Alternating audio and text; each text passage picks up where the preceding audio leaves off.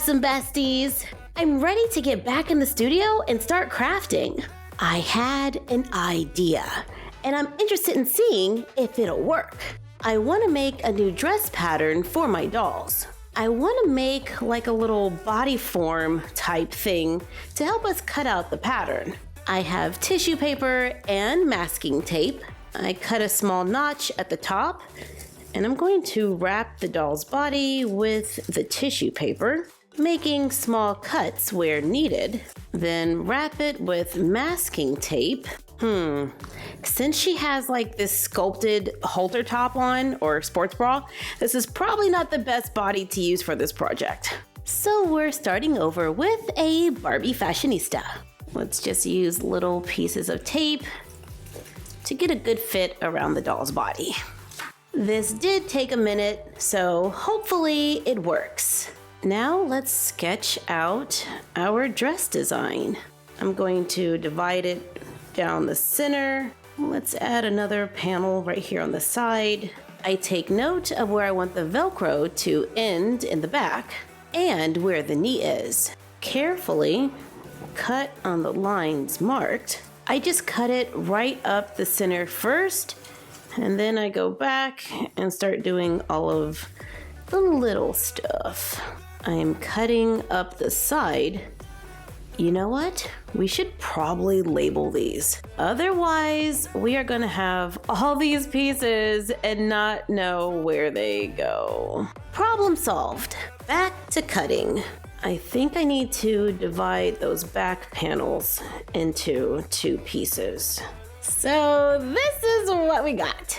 On a piece of paper, let's draw a little wedge. I have a little curve at the bottom. Cut it out. Place one of the pieces onto paper, trace around it. Don't forget to label it. I take the new piece, place it at the knee line, and trace around it. Add a seam allowance. Mine's about 1/4. Cut it out to make a pattern for 1 panel of the dress. And now we just have this many more to go.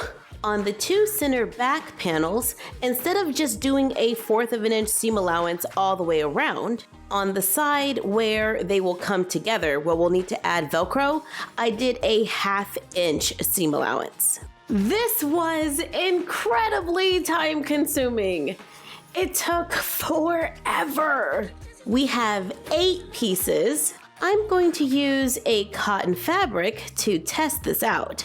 It is 18 by 21 inches and it cost $1.99 at Michael's. I can fit all the pieces on there. I iron it flat, pin them down, cut them out. I have a matching thread and a strip of Velcro.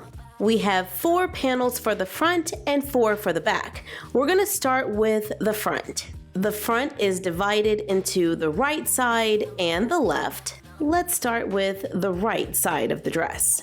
Remove the pattern. This is the shoulder and this is the V-cut on the center of the dress. This is going over the bust. So we're gonna take this little piece here and match it up with this piece here. And we're gonna have to pin going around this curve. I got a little happy with the pins. Hand stitch or use a sewing machine to sew them together. On the curve, I made 2 small cuts to release the tension. All right, now we just have to sew the other ones. Repeat for the other side. I don't know if this is coming out the way I want it to.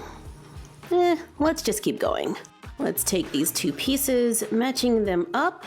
I place one on top of the other and I flip it over. So the good side is facing good side. Secure with pins, then sew a straight line. Okay, it's not terrible so far. Hopefully this works. Now that we have the front sewn, we need to do the back. Here are the 4 pieces for the back, 2 for the left, 2 for the right. Starting with the right side, remove the pattern, place the side panel onto the back panel, and I'm gonna just line them up at this bottom curve here. Use pins to hold them together, sew it down, connecting them, and repeat for the other side. Now we have the front and the back, so we can sew them together. Line the back panels up with the shoulder, flip them over so you have good side to good side, line them up, and sew a straight line going across. I'm going to open that seam and press it flat. Take tool, I cut 3 pieces for the arms and for the neckline.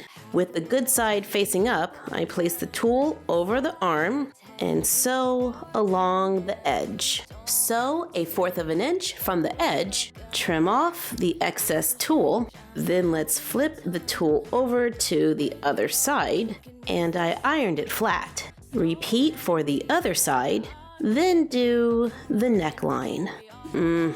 This is not doing what I wanted to do.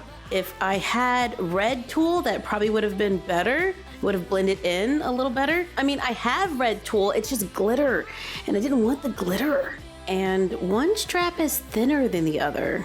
Let's just go ahead and finish it so we can see if the pattern works. With the good side facing up, fold the back panel over the front, matching it up under the arm, and sew down the sides. After a fitting, I took the waist in just a little bit more, fold over and iron the bottom, then sew a stitch at the bottom. I'm using a decorative stitch. Oh wow, I like the way that turned out. Since we're testing a pattern, we might as well have a little fun with it and add decorative stitches all over our simple little cotton dress. Can you see all of that? It's adding a little stiffness to the bottom of the dress, which is good because now it'll stick out and make this pretty ruffle, in theory.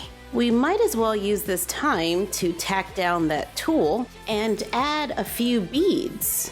And why don't we throw in a little embroidery work while we're at it? I found a little satin thread that we can use to add a little more shine. We can make roses like we did in our Encanto video. I've spent hours beading this dress.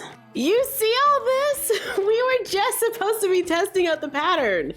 I do too much. Let's go ahead and sew it up. We're gonna lay it so the good side is on the inside and match up the ends. I sew a 1/2 inch seam allowance. I fold one side back about 1/2 inch so I can sew on the Velcro. When doing my beading, I had to be aware of where the Velcro was going to go so I could avoid those spaces. Sew on the other side, turn it right side out, close it in the back to make our little dress, which ended up being a lot more work than I thought. But let's try it on a doll. And since my Bella is going to prom this weekend, let's try it on Mini Bella. Oh my goodness, Mini Bella! I'm gonna cry!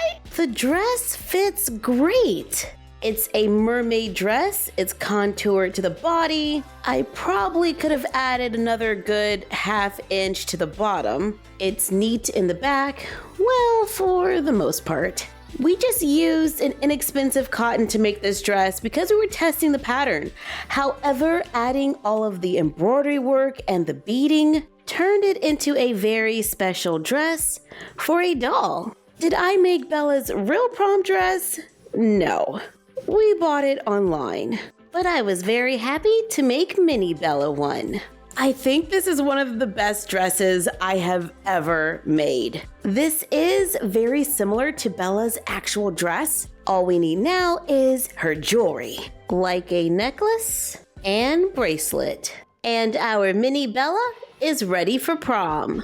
Thank you for joining us while we made a prom dress for our dolls. Like, comment, share, and subscribe. Don't forget to ring the bell and follow us on Instagram at MyFroggyStuff, The Frog Vlog, and Bella of MyFroggyStuff. And we will see you next time.